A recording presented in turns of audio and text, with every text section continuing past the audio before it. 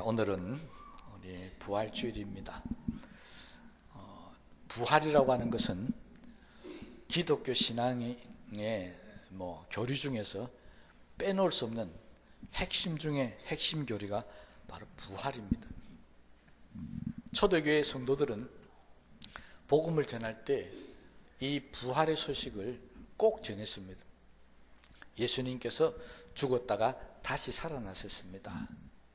그런데 2000여 년이 지난 오늘날에는 복음을 전하라 하면 부활의 소식을 전하는 사람은 제가 아직 본 일이 없습니다.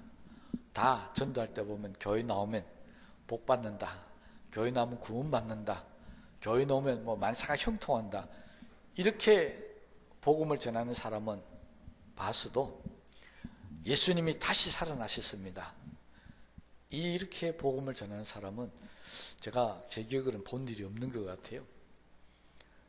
기독교 신앙의 가장 핵심적인 교리라고 하는 이 부활을 왜 우리는 지금 전하지 못하고 있을까요?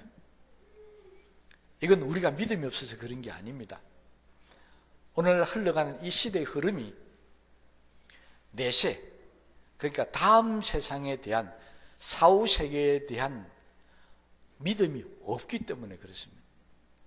만약 오늘 살아가는 사람들이 우리가 죽고 나면 어떻게 될 것인가 하는 관심을 갖고 있다고 한다면, 우리가 예수 믿으면 우리가 죽었다가도 다시 살아나서 천국에서 영원히 살 것입니다라고 그렇게 전하겠는데, 요즘 사람들의 관심은 다음 세상은 관심이 없고요, 어떻게 하면 우리가 살아가는 이 현실, 이 세상에서 내가 잘 살 것인가, 여기에 많은 관심들이 쏠려 있다가 보니까 우리가 복음을 전할 때도 그것에 맞춰서 전하고 있다는 겁니다. 그래서 예수 믿으면 성공한다, 잘된다, 복 받는다, 출세한다, 머리가 될 적은 꼬리가 되지 않는다, 들어가도 복을 받고 나가도 복을 받는다, 다 사람의 기만 즐겁게 하고 사람들에게 기독교에 대해서 흥미를 가질 수 있는 그런 말만 우리가 하고 있다는 것입니다. 부활이라는 핵심은 빠져 있습니다. 어떻게 보면 우리가 부활이라고 하는 이 사실을 전하지 못하고 있기 때문에 교회가 아마 힘을 잃고 있는지도 모르겠습니다. 이건 제 말이 아닙니다. 바울이 고린도전서 15장 7절 말씀에 그리스도께서 다시 사신 것이 없으면 너희 믿음도 헛되고 너희가 여전히 제 가운데 있을 것이요. 바울은 이미 알고 있었습니다. 예수 그리스도가 다시 살아나는 것이 없다고 한다면 기독교는 아무것도 아니라는 것입니다. 그런데 오늘날 정말 세상에 교회가 아무것도 아닌 것처럼 되어버렸습니다. 세상이 교회가 얼마나 소중한지를 잃어버리고 있습니다. 왜? 교회가 부활의 신앙을 앞장세우지 못하고 있기 때문에.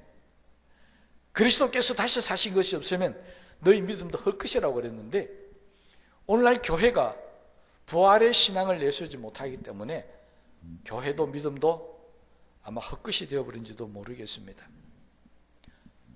교회만 그런 게 아닙니다. 사실은 우리 개인적인 신앙도 마찬가지입니다. 부활의 신앙을 가지고 있느냐 가지고 있지 않느냐에 따라서 우리 신앙의 모습이 완전히 달라집니다.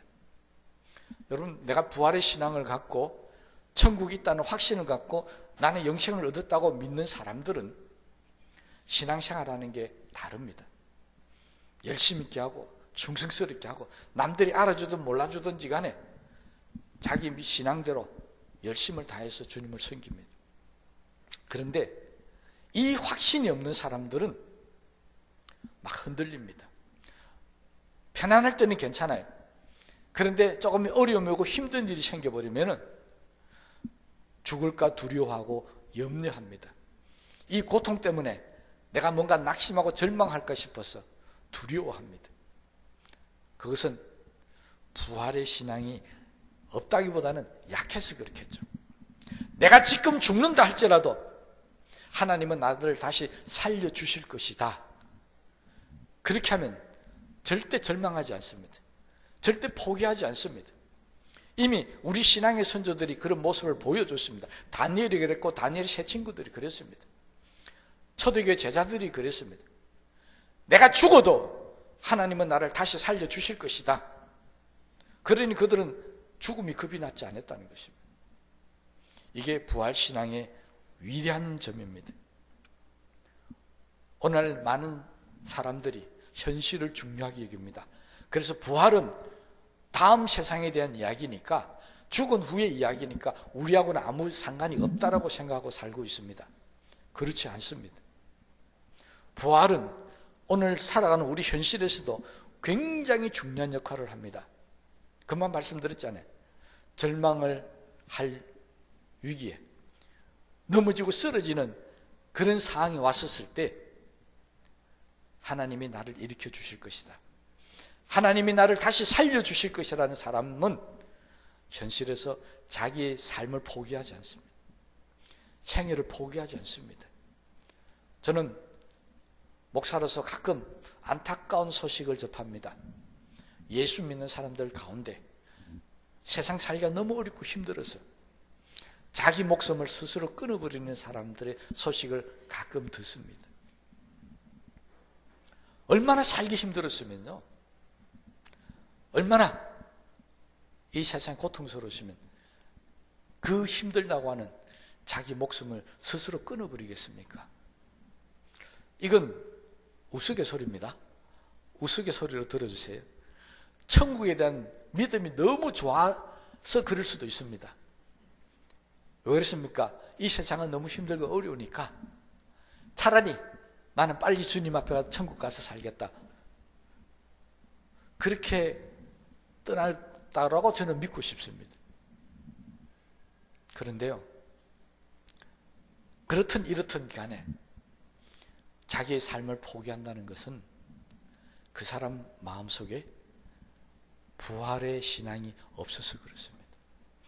내세에 대한 부활의 신앙만 갖고 있지, 현실에서 나를 다시 일으켜 세워주실 것이고 나를 다시 성공하게 해주실 것이고 나를 다시 높여주실 것이라고 하는 현실적인 부활의 신앙이 없기 때문에 나는 이제 끝났다, 나는 이제 아무것도 할 수 없다, 그런 절망 속에서 자신의 삶을 포기하더라는 것입니다. 정말 어리석은 생각입니다. 부활의 신앙은 오늘 우리에게도 역사합니다. 이거 믿으셔야 됩니다. 죽은 자 같으나 살아있는 자라고 하는 말씀을 우리는 믿으셔야 됩니다. 세상이 아무 우리를 넘어뜨리고 쓰러뜨리고 죽이려 할지라도 우리는 죽지 아니한다는 말씀을 믿으셔야 합니다.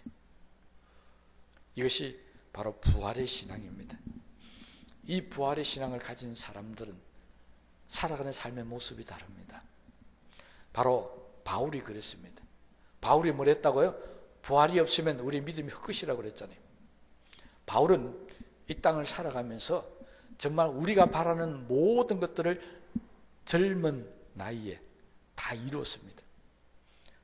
그는 어릴 때부터 아주 우리만 똘똘하게 커가지고 당시 제일 명문대학이라는 다소 대학을 나옵니다. 가브리엘이라는 유명한 학자를 만나서 제자가 됩니다. 배움에 있어서 최고의, 요즘으로 유행을 하면 0.1%에 해당하는 그런 사람이었습니다. 그러다 보니까 젊어서 출세되었습니다. 예수 믿는 사람을 잡으러 다니는 책임자도 되었습니다. 바리새인 중에 바리새인이니까 가진 것도 많고 사회적인 지위와 계층도 높았습니다. 우리가 원하고 바라는 것들을 다 가지고 있었던 그가 뭐라고 말했습니까? 나는 오직 십자가만 자랑한다고 고백했습니다. 그가 자랑할 것이 한두 개입니까? 똑똑한 것도 자랑할 수도 있고 출세인 것도 자랑할 수도 있고 잘난 것도 자랑할 수 있었습니다. 그런데 그는 그런 것들을 자랑하지 않았다는 것입니다. 나는 오직 십자가만 자랑한다, 그렇게 이야기했습니다. 여러분, 솔직히 이야기합시다. 우리는 뭘 자랑하고 싶습니까? 우리는 내 가진 많은 돈이 있는 사람은 나는 돈을 많이 가졌다고, 나는 부자라고 자랑하고 싶을 겁니다.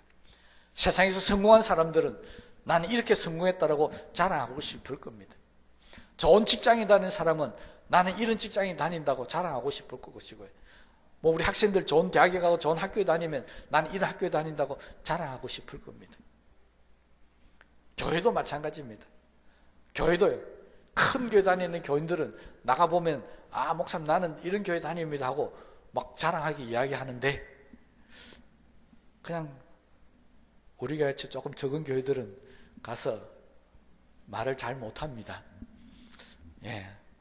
나는 당신 어느 교회 나가 하면은 세안교회 나간다. 좀 크게 하면 좋을 텐데 그냥 나는 세안교회 간다. 제가 항상 이야기하죠. 여러분, 우리 교회가 작지 믿음이 작은 건 아닙니다. 믿습니까?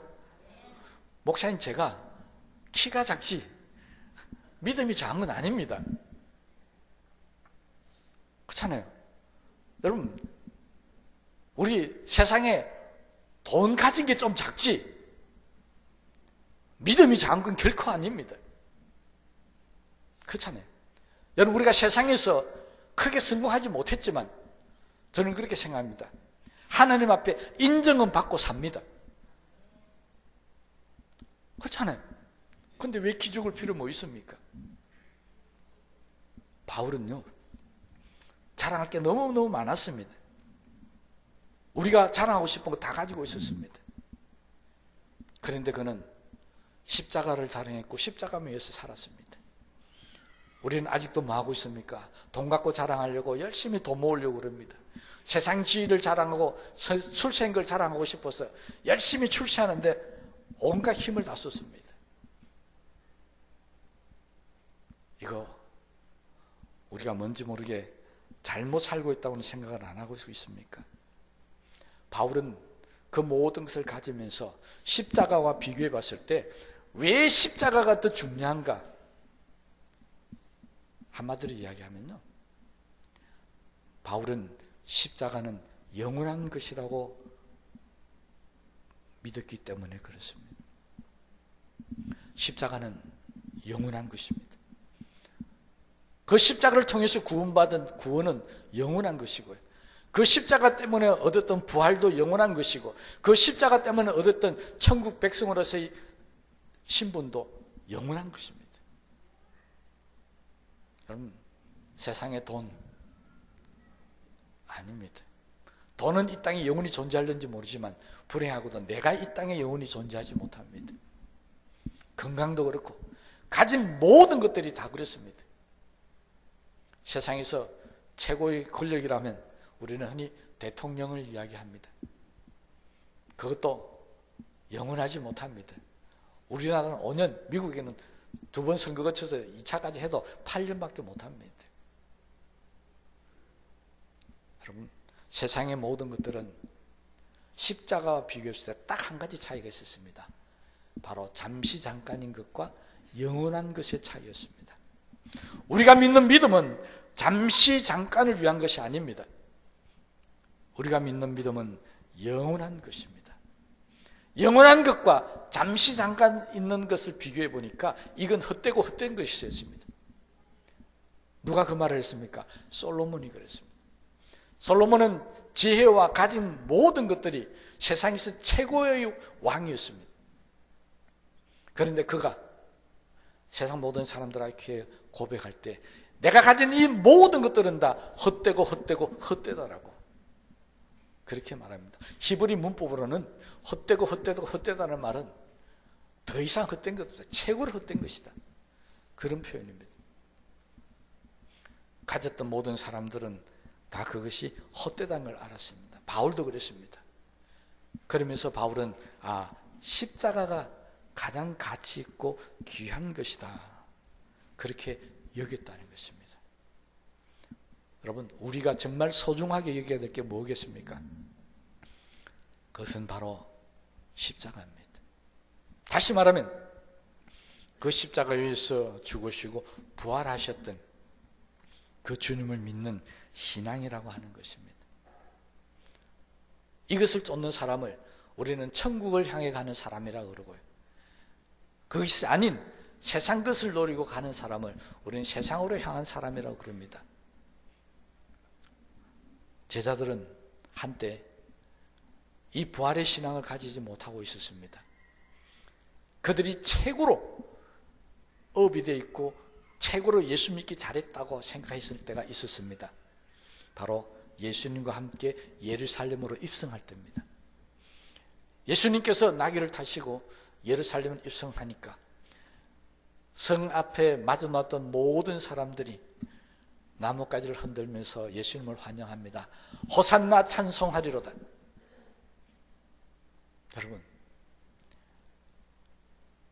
여러분들은 그런 거 안 경험해봐서 모르겠죠? 요즘 우리 국회의원들이 다니면서 선거운동을 하고 있는 걸 압니다. 정치 한번 빠지면요, 사람들이 헤어날 수가 없답니다. 왜 그러냐? 자기가 가면 막 앞에서 자기 이름을 불러주고 연호하고 막 그러니까 자기가 세상의 최고인 것처럼 느껴진대요. 그것 때문에 포기할 수가 없답니다. 그래서 평생을 모았던 돈을 갖다가 다 탕진해 가면서도 국회의원 2번, 3번 떨어져 가면서도 그 기분 때문에 나간다고 그럽니다. 저는 안 해봐서 잘 모릅니다. 근데 가끔 저도 알 때가 있습니다. 많은 사람들이 모인 앞에서 설교하셔서 믿습니까? 하면 아멘 해주면요, 저도 기분이 좋아요. 그런 게 있어요. 근데 예수님의 제자들이 예루살렘으로 탁 입성할 때 하니까 제자들은 아마 그렇게 생각 들었을 것 같습니다. 야, 이제 우리 때가 왔다. 이제 예수님께서 왕으로 예루살렘 입성하시면 이제 우리 세상이 왔다. 그러면서 무슨 욕심이 생깁니까? 나는 오른편에 너는 왼편에 자리 싸움 하겠다는 김칫국을 마시기 시작했습니다. 얼마나 좋았겠습니까? 제가 볼 때는 제자들이 예수님을 따르고 그만큼 기분이 업된 상태가 아마 없었을 겁니다. 그런데 예루살렘에 들어갔더니 예수님께서 제자들을 모아놓고 생뚱맞은 소리를 합니다. 내가 이제 십자가를 지고 죽어야 한다. 베드로와 제자들은 깜짝 놀랐습니다. 이게 무슨 소리냐? 저렇게 백성들이 환영하고 이제 왕이 될 차례가 됐는데 갑자기 죽는다고요? 그러한 며칠 뒤에 가룟 유다가 예수님을 팔아먹고 예수님이 진짜 십자가에서 붙잡혀 죽었습니다. 하루아침에 그 큰 희망과 소망이 무너져 버렸습니다. 절망이 다가왔습니다. 내가 예수 믿는다 소리만 하면 잡혀서 죽게 생겼습니다. 그러니 그들은 안 되겠다 해서 도망갔습니다. 어디로요? 고향으로. 자기가 살던 곳으로 다 도망가 버렸습니다. 거기서도 불안했던지 어떤 제자들은 밖으로 나오지도 않습니다. 방문을 걸어들고 집 안에만 꼭 있습니다. 왜?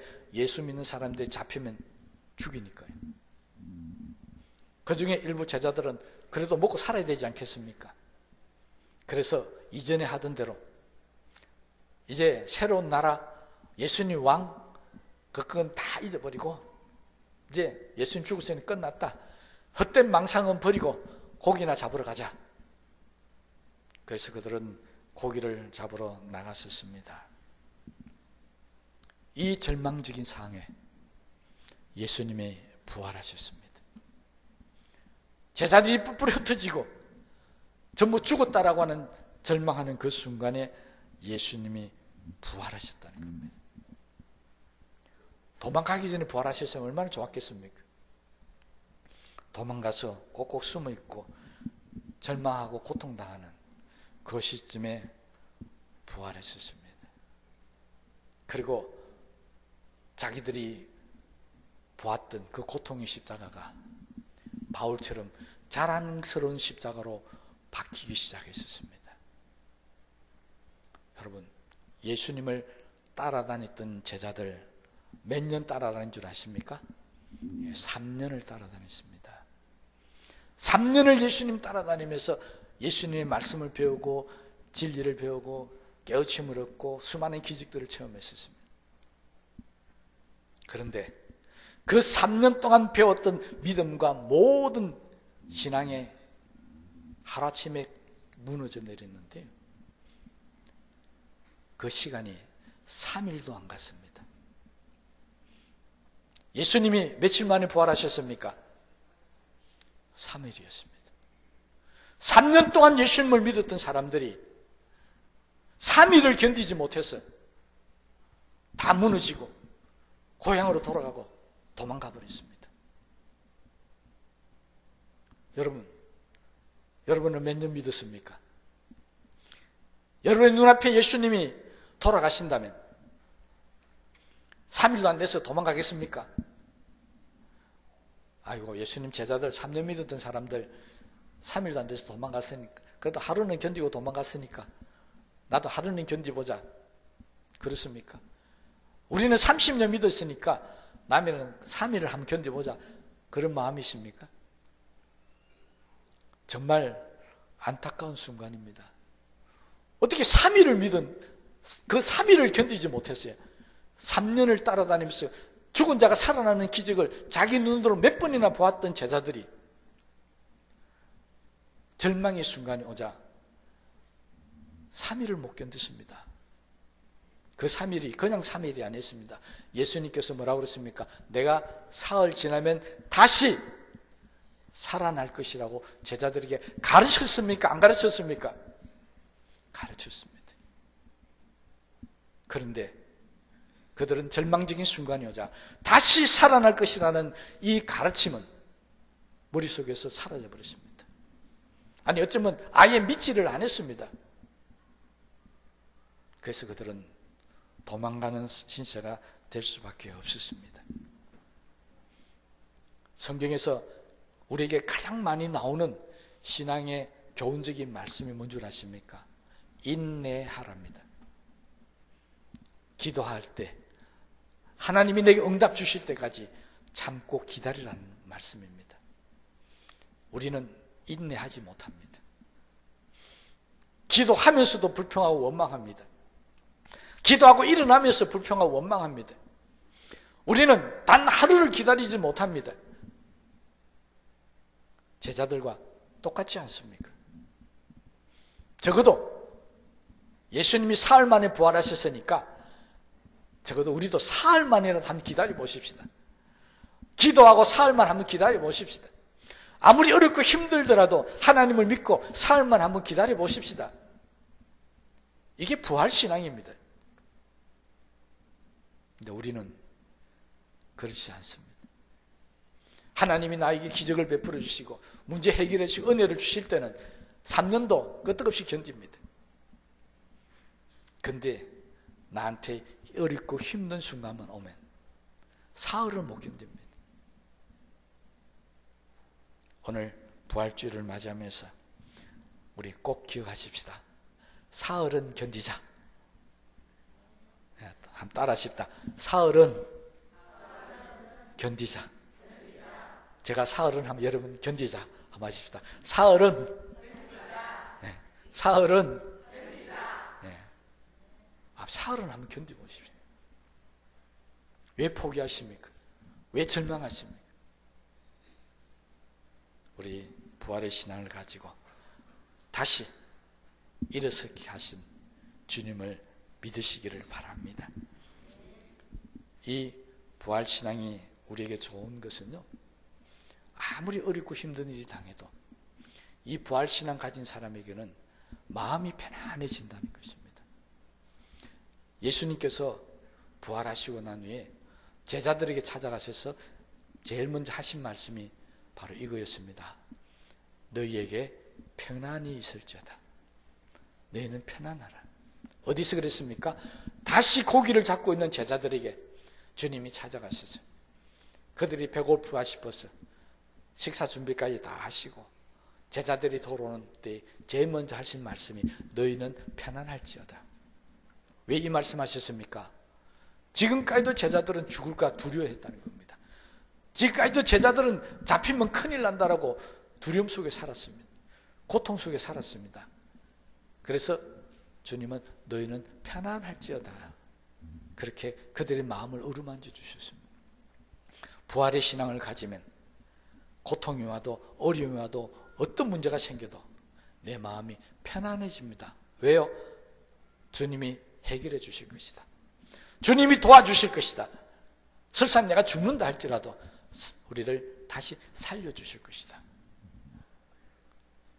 이걸 믿고 우리의 삶 속에 이제 어떤 어려움과 힘든 일더라도 편안함을 누리며 사는 그런 저와 여러분들이 되시기를 주님의 이름으로 축복합니다.